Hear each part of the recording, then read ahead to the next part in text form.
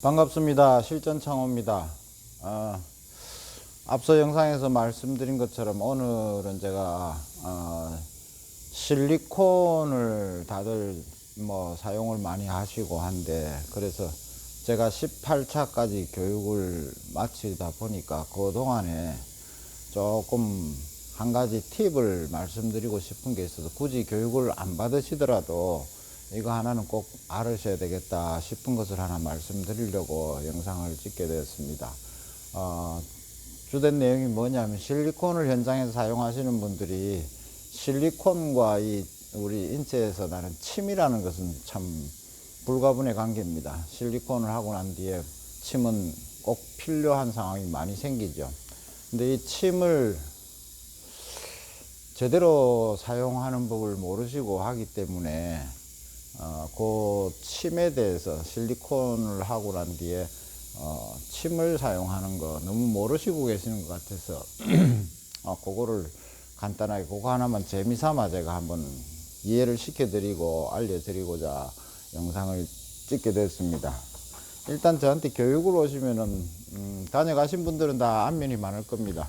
우리가 실리콘을 작업을 하면은 작업한 면이 대체적으로 한 5가지 유형이 나올 수가 있습니다. 1번 같은 경우는 그냥 이렇게 이제 실리콘이 되는 경우죠. 2번 같은 경우에 이런 모양을 생각해 볼 수가 있겠고요. 3번 같은 경우가 이런 경우가 될 수 있겠고, 4번 같은 경우는 이런 모양을 한번 유출을 해보죠. 그 다음에 5번 같은 경우에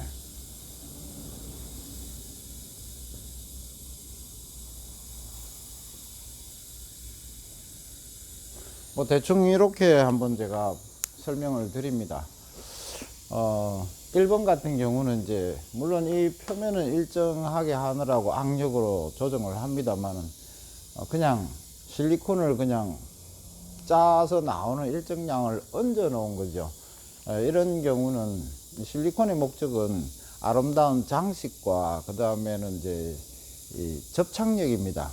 그래서 우리가 회라를 사용하는 목적도 접착을, 압착을, 밀착을 아주 잘 시켜주기 위한 목적이고, 일률적으로 그걸 하기 위해서 마스킹 테이프를 쓰는 것이죠. 근데 실리콘 이제 기능이 어느 정도 되면은 이런 것들이 다 필요 없어지는 경우죠. 그래서 이런 경우는 미관상도 별로 안 좋고, 또 이 접지 자체를 깨끗하게 밀착을 시켜주지 못하는 그런 문제가 생기고, 조금 나름 조금 된다 싶은 분들이 이제 이런 모양인데, 이것도 역시 이 압착을, 이런 부분들에 밀착을 잘 시켜주지를 못합니다. 그 다음에 보기도 원활하지가 못합니다. 그래서 가장 이상적인 모양이, 많이들 이제 현장에서나 백화점이나 어디는 실리콘 작업해 놓은 곳을 보면은 이제 이런 모양을 많이 보십니다. 이게 가장 이상적인 겁니다. 적당한 이렇게 완만한 이렇게 곡선을 이루면서, 이 부분이 중요한 것은 이 부분이 두껍게 실리콘이 되어 있기 때문에 밀착도, 이렇게 되기 위해서는 밀착도 잘 돼야 되고, 그 다음에 이 부분 두께가, 실리콘 양이 어느 정도 있기 때문에 견고한 그런 모양이 되죠. 비슷한 유형이지만 이렇게 됐을 때는 여기에 붙어 있는 것이 양이 너무 작습니다. 이럴 경우에 시간이 조금 지나고 나면 이 부분이 이제 균열이 생기기 시작하죠. 5번 같은 경우는 안이 비었습니다. 이 부분이 비었기 때문에 실리콘이 마르면서 수축을 하게 되면은 결국 이런 모양으로 진행을 하게 되면 결국 이 부분도 균열이 생기죠. 그걸 제가 사진을 찍은 것을 한번 보여드리겠습니다.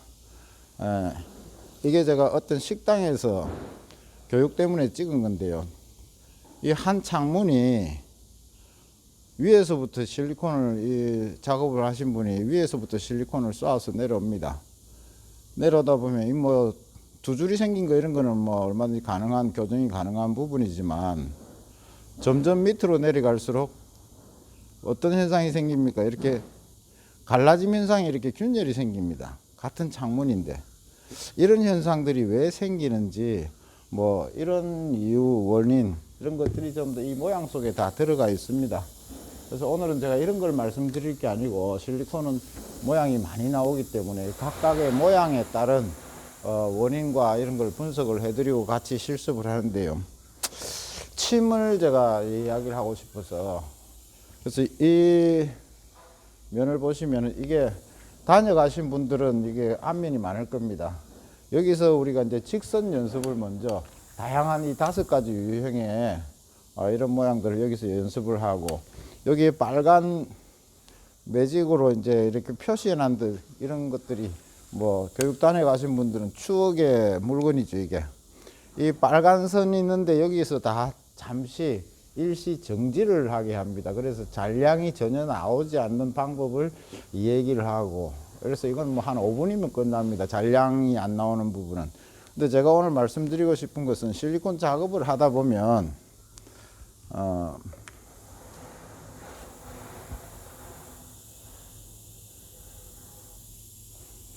뭐 원하지 않게 이렇게 실리콘 양이 좀 많아지는 경우가 있습니다. 또 다시 시작할 때 실리콘 양이 이렇게 많아져 가지고,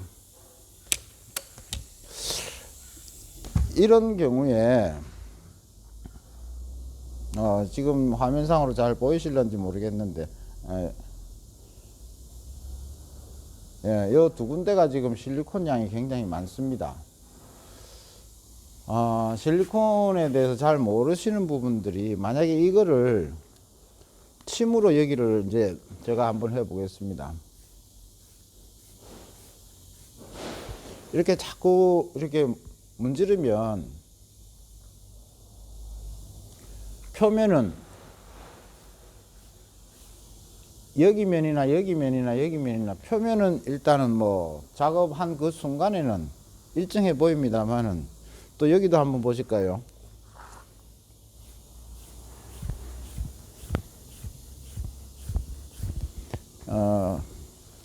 이 면과 이 면과 이 면은, 여기는 좀 양을 제가 조금 많이 해봤습니다.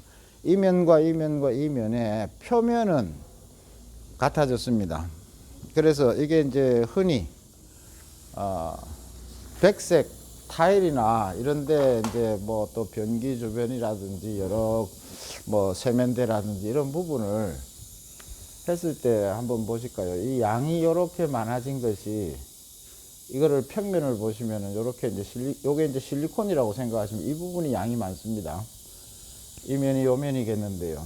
침으로 하면 평면은 이렇게 맨질맨질하게 반듯하게 된 것 같습니다. 주변이 하얀색이고 이제 욕조라든지 세면대라든지 타일이나 이런 게 하얀색이기 때문에 그 순간은 그냥 별 표시가 안 나게 넘어갑니다만은, 지금 뭐 제가 그냥 이름을 한번 재밌게 붙여볼까요? 질량불별의 법칙이라고. 질량은 어디로 도망가는 게 아니죠. 결국 이게 옆으로 이렇게 퍼지게 됩니다. 결국 이게 표면이 같아지려면 이만큼 많은 것이 옆으로 퍼지는 수밖에 없습니다. 퍼지면은 지금 여기서 보시는 것처럼 여기는 지금 알루미늄 샷이기 때문에 표시가 잘 나죠. 이렇게 하얀 타일이나 세면대나 욕조 이런 데는 언뜻 보기에는 잘 표시가 안 납니다만은, 이게 향후 어떤 문제를 일으키겠습니까? 한 몇 달이 지나고 우리가 이런 곳은 곰팡이가 슬기 시작하죠. 그래서 곰팡이가 슬기 시작하면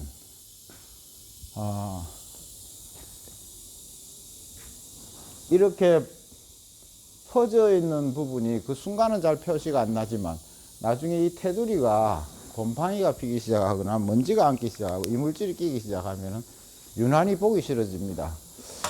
그래서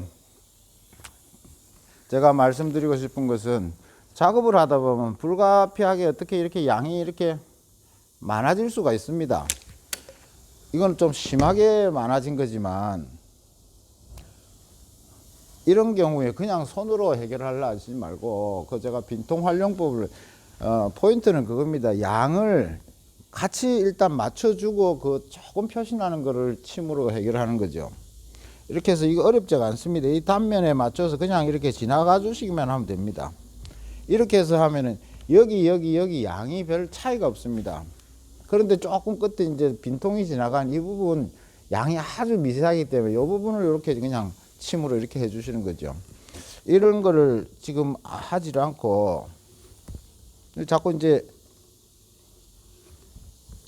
침으로만 해결하려면 이게 많았던 양이 결국 옆으로 퍼지는 방법밖에 없습니다. 퍼지면 그 순간은 그냥 넘어갈지 몰라도 시간이나 달수가 지나고 조금 지나면 곰팡이가 피거나 이물질이 때가 끼거나 하면은 유난히 보기 싫게 그 부분이 표시가 된다는 거죠.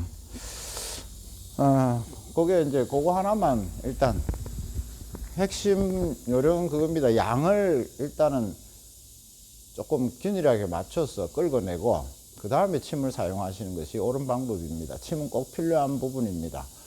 그래서 요 이야기는 꼭 한번 해드리고 싶어서 교육을 굳이 안 오시더라도 현장에서 이 정도는 이렇게 하고 넘어가야 몇 달이 지난 뒤에도 그 부분이 그렇게 보기 싫은 모양은 안 나올 겁니다. 감사합니다.